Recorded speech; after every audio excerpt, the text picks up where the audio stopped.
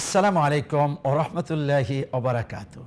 ইন্নাল হামদালিল্লাহি কুল্লা ওয়াসসালাতু ওয়াসসালামু আলা রাসূলিল্লাহ আল্লাযী লা নাবিয়্যা বা'দাহু ওয়া আলা আলিহি ওয়া সাহবিহি আম্মা বাদ। সুপ্রিয় দর্শক, প্রাইম ব্যাংক হাসানা নিবেদিত সুন্দর জীবন অনুষ্ঠান থেকে সকলকে জানাচ্ছি আন্তরিক মোবারকবাদ। বন্ধুগণ, আজকে আলোচনা করব সাহারি সম্পর্কে।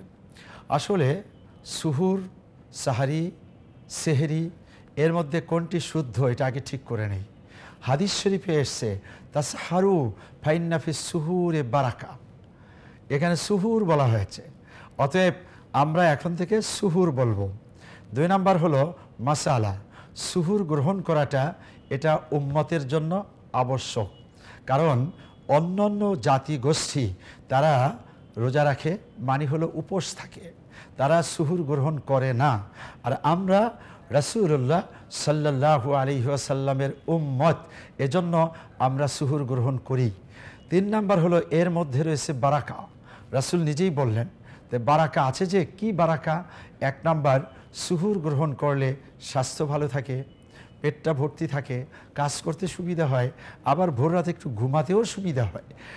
2 নাম্বার হলো যে সুহুর এমন একটা সময় আমরা গ্রহণ করি যেই সময় পৃথিবীর মানুষ ঘুমন্ত থাকবে আর আমরা জাগ্রত হব। ওই সময় আমরা সুহুরের নামাজও পড়ি, কিয়ামুল লাইল করি, তাহাজ্জুদ পড়ি, কোরআন তেলাওয়াত করি, জিকির আজকার করি, তাসবিহ তাহলিল করি, যেটা নবীদের অভ্যাস, ওলি আল্লাহদের অভ্যাস, এবং এই পৃথিবীতে যারা আল্লাহ প্রেমিক, আল্লাহর বন্ধু হওয়ার চেষ্টা করেছেন তাদের অভ্যাস। অতএব এই আমলটি আমরা করব। কেমন আছে এর মধ্যে ফজিলত? ফজিলতে ভরা।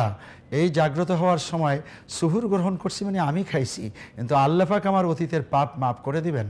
আবার সেই সময় তাহাজ্জুদ পড়ছি, আল্লাহ পাক এই তাহাজ্জুদের বরকতে আমাদের অতীতের জীবনের সব পাপ মাফ করে দিবেন। অতএব এটাই ফজিলতে ভরা। এরবার সর্বশেষ যে কথাটি বলতে চাচ্ছি, এই মাসালাটি আমরা অনেকে জানি না। আমরা সকলেই জাগ্রত হওয়ার চেষ্টা করব এবং তাহাজ্জুদ কিয়ামুল লাইল করব, তাসবিহ তাহলিল করব, কোরআন পড়ব, কোরআন চর্চা করব, কোরআন অনুযায়ী জীবন গঠন করব। এটার জন্য এটা হলো শ্রেষ্ঠতম অধ্যায়।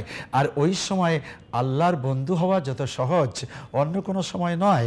এজন্য সকলেই আল্লাহ পাকের খাস বন্ধু হয়ে যেন জান্নাতবাসী হতে পারি, এমন প্রত্যাশা রেখে বিদায় নিচ্ছি।